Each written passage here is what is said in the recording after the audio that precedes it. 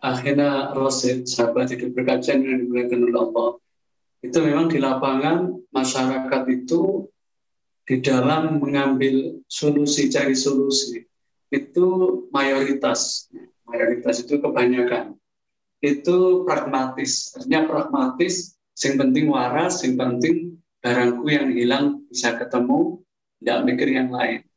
Padahal kita dalam Islam tidak bisa seperti itu. Jadi bukan pokoknya makan, pokoknya minum, bukan. Termasuk hatta sampai urusan pengobatan itu juga seperti itu. Misalkan kita di medis saja, misalkan kita kalau ada dokter kandungan, misalkan yang putra, kita ada dokter kandungan yang putri. Kenapa kita kok cari yang laki-laki? Bagi orang yang caranya pragmatis, yang penting cepat terselesaikan, sudah nggak mikir panjang lebar. Nah, bagi orang yang beriman, hidupnya itu senantiasa ikuti ketaatan, ketundukan kepada Allah. Ya. Oh, nanti aurat saya terbuka, aib saya terbuka, gini. Nah, itu harta yang urusan melahirkan, apalagi urusan-urusan yang lain. Nah, di masyarakat kita tidak. Yang penting barangku cepat ketemu, ya. Kemudian yang penting intinya sembuh. Nanti kalau apalagi sudah kesana, itu sudah tidak sembuh. Mereka, Masya Allah. Kita sering nangani kasus-kasus seperti itu. Di lapangan mereka yang kita bantu, itu sudah kesana kemari, sudah pergi ke 31 dukun, ke 32 dukun, pergi ke 70 sekian sekian dukun dan paranormal, mulai Jawa Barat sampai Jawa Timur sampai luar itu, bahkan guru kita itu pernah nangani kasus orang sudah berobat itu kurang lebih 300 kali berobat di dukun. Subhanallah.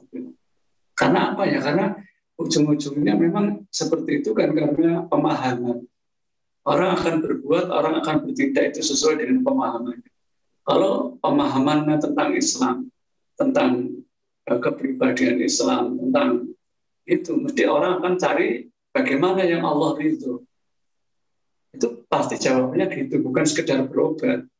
Kalau sekedar berobat saja, ya nanti di belakang itu malah jadi bumerang. Banyak kasus orang diobatkan dari tempat-tempat yang hitam putih, satu dampaknya, satu bisa dia ditipu dan sebagainya. Dan fakta di lapangan banyak, baik ditipu dalam arti secara finansial, itu ya, seperti itu ada, kita pernah nangani ada orang tertentu dia tuan tanah dihapusi ya itu karena tadi dukun putih, karena punya ya itu tadi terpesona dengan casing, dengan baju, terus namanya juga Islami dan sebagainya, tapi faktanya terus datang ke kita sakitnya nggak sembuh, tambah ruwet, tambah bingung, kacau, qadarullah dapat hidayah, ternyata dia mengungkapkan sudah ditipu berapa? Habis 400 juta. Masya Allah. Kita tanya bahkan sampai lebih dari itu. Kemana saja uangnya itu? Satu, belikan mobil. Nomor dua, setiap kita ke sana itu sekian juta. Ya, jadi pada waktu ke sana dia nggak merasa dikasih makan, kasih minum. Ternyata makan minumnya itu ada nuansa sihirnya. Di lapangan juga seperti itu. Akhirnya terus apalagi juga ada itu, kita pernah bantu kepala pertanahan provinsi tertentu. Itu juga gitu. Ditipu sampai apa? Ya ngakunya seperti itu, sampai bikinkan rumah. Terus kita datangi ke rumahnya, ternyata dikasih buhul-buhul di rumah, ada kain kafan dan sebagainya. Ya itu tadi karena ketidakpahaman. Apakah hanya itu? Bukan. Ya. Apalagi kita sudah ada dakwah, entah di TV, entah di masjid, di langgar, di musola, pengajian tertentu, kok kita tidak mau mendatangi hidayah, dosanya besar. Bahkan Rasulullah mengatakan, man ataka hina, siapa yang datang ke dukun, arafan, atau paranormal, ya, fasa'alahu an say'in, kemudian tanya tentang sesuatu. Dalam riwayat yang lain, ujibat an taubatu arba'in lailatan. Tidak diterima ibadahnya 40 hari 40 malam. Coba orang muslim yang bagus, yang benar, masa kepingin ibadahnya nggak diterima? Kita kalau tahu sholat kita seminggu nggak diterima, apa? Sedih kan? Ya kalau nggak mati pada waktu hari itu. Kalau mati hari itu gimana? Kita ibadah, andai kata Allah mau menunjukkan sama malaikat, malaikat tolong kasih tahu itu, si fulan itu, ibadahnya seminggu, sepekan kemarin, tidak aku terima. Dia sedih kan? Nah, ini malah mendatangi dukun.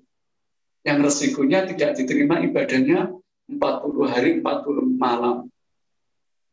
Fa'in sodako bima kola, kalau percaya terhadap apa yang katakan dukun, baik itu dukun hitam atau dukun putih, ya, walaupun di situ memang ada kebenarannya dikit, tapi dibumbui dengan 1000 kebohongan atau 100 kebohongan kata Rasulullah. Ya. Fakot kafaro bima unzila ala Muhammadin, maka dia termasuk orang yang kufur terhadap apa yang diturunkan kepada Kanjeng Nabi, apa yang diturunkan kepada Rasulullah. Masa kita, kamu sudah sholat, kamu kufur, kamu mengingkari sama Rasulullah. Andai kata itu ditunjukkan, itu mau nggak kita? Jawabannya mesti tidak mau. Nah, makanya Muslim itu ya harus pintar. Muslim itu harus yang semua itu harus berusaha kafah, termasuk di dalamnya juga urusan berobat. Karena ingat, bukan hanya sekedar ibadah nggak diterima, ya, bukan hanya sekedar nggak jadi kufur, bisa kufur. Ini memang termasuk dosa besar.